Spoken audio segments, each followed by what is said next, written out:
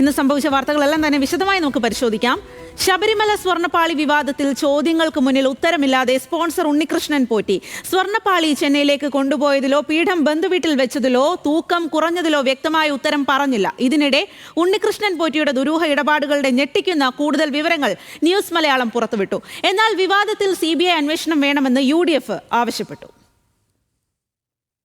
സ്വർണ്ണപ്പാളി വിവാദം കത്തി നിൽക്കെ ഇന്നുച്ചയ്ക്ക് 1:30 തിരുവനന്തപുരം കാരേറ്റ് പുളിമാത്തുള്ള വീട്ടിൽ ഉണ്ണികൃഷ്ണൻ പോറ്റി എത്തിയത്. ആദ്യം പ്രതികരണം ആരാഞ്ഞപ്പോൾ ക്ഷോഭത്തോടെ മറുപടി.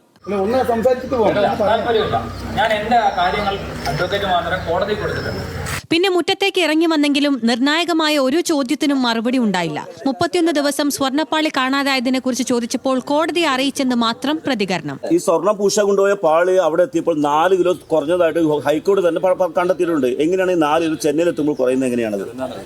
ഇതൊന്നും ഇൻവെസ്റ്റിഗേഷനിലേക്ക് കാര്യമാണ്. ഞാൻ കമ്പനിയിൽ എത്തിച്ചതിന്റെ കാര്യം കണക്ക് എല്ലാം നമ്മൾ അവിടെ ബോധ്യപ്പെടുത്തിയിട്ടുണ്ട്. സുഹൃത്ത് വാസുദേവൻ പീഠം സൂക്ഷിച്ചതിനെ കുറിച്ചും വ്യക്തമായ ഉത്തരമില്ല. മെയിൽ അയക്കുന്നത് വാസുദേവനാണ്. ആ വാസുദേവന്റെ കയ്യിൽ 4 വർഷം അത് നിങ്ങൾ വാസുദേവനോട് വേണം ചോദിക്കാൻ.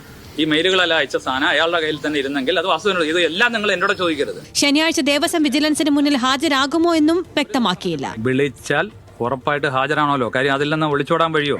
എല്ലാം കോടതിയെ അറിയിക്കുമെന്നും തെറ്റുകാരനല്ലെന്നും മാത്രം പറഞ്ഞു ഒഴിഞ്ഞു മാറുകയായിരുന്നു ഉണ്ണികൃഷ്ണൻ പോറ്റി. പക്ഷേ ന്യൂസ് മലയാളം നടത്തിയ അന്വേഷണത്തിൽ ഇന്നും ഉണ്ണികൃഷ്ണൻ പോറ്റിക്കെതിരെ പുറത്തുവന്നത് ഞെട്ടിക്കുന്ന വിവരങ്ങളാണ്.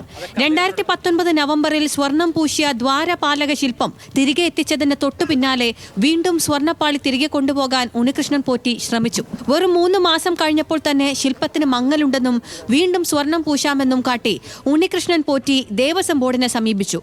എന്നാൽ ദേവസ്വം ബോർഡ് ഇത് അംഗീകരിച്ചില്ല. 3 മാസത്തിന് ശേഷം വീണ്ടും ശില്പം കടത്താൻ ശ്രമിച്ചത് സ്വർണ്ണപ്പാളികളിൽ തിരിമറി നടത്താനാണ് എന്നാണ് നിലവിലെ സംശയം. ഇക്കാര്യങ്ങൾ അടക്കം പരിശോധിക്കാൻ ഒരുങ്ങുകയാണ് ദേവസ്വം വിജിലൻസ്. സമഗ്രമായ കുറ്റാന്വേഷണത്തിന് പോലീസിൽ പരാതി നൽകുന്നതിനെ കുറിച്ചും ആലോചനയുണ്ട്. ഇക്കാര്യങ്ങൾ ഹൈക്കോടതിയെയും ബോധ്യപ്പെടുത്തുമെന്ന് Devaswom board president PS Prasanth വ്യക്തമാക്കി. കോടതിയുടെ പരിഗണനയിലിരിക്കുന്നതുകൊണ്ട് ഏത് ഏജൻസിയാണ് അന്വേഷിക്കേണ്ടത് എന്നൊക്കെ കോടതിക്കല്ലേ. ഞങ്ങൾ എന്തായാലും ഈ പൂജാവേള കഴിഞ്ഞ ഉടനെ തന്നെ ഞങ്ങളുടെ സ്റ്റാൻഡിംഗ് കൗൺസിൽ അത് ബഹുമാനപ്പെട്ട കോടതിയോട് ആവശ്യപ്പെടും. ഉണ്ണികൃഷ്ണൻ പോറ്റി ദുരൂഹ പശ്ചാത്തലമുള്ള ബിനാമിയാണെന്നും സ്വർണ്ണ കൊള്ളയാണ് നടന്നതെന്നും പ്രതിപക്ഷ നേതാവ് VD സതീശൻ ആരോപിച്ചു. ഈ കൊണ്ടുപോയ സ്വർണ്ണം എങ്ങനെയാണ് ഇയാളുടെ ബന്ധുവിന്റെ വീട്ടിൽ നിന്ന് കിട്ടിയത്? എന്നിട്ട് ആർക്കെതിരെയാണ് കേസെടുത്തിരിക്കുന്നത്? അപ്പോൾ ഇവരെല്ലാം ഇടനിലക്കാരാണ്. കളവാണ്, സ്വർണം കളവാണ് നടന്നിരിക്കുന്നത്.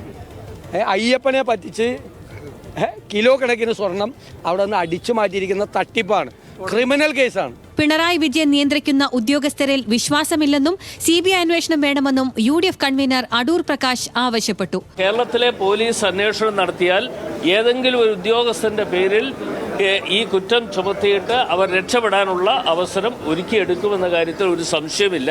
അപ്പോൾ തീർച്ചയായിട്ടും ഒരു CBI അന്വേഷണമാണ് ശബരിമല ഇഷ്യൂമായി ബന്ധപ്പെട്ട് ഉണ്ടാകേണ്ടതായിട്ടുള്ളത്.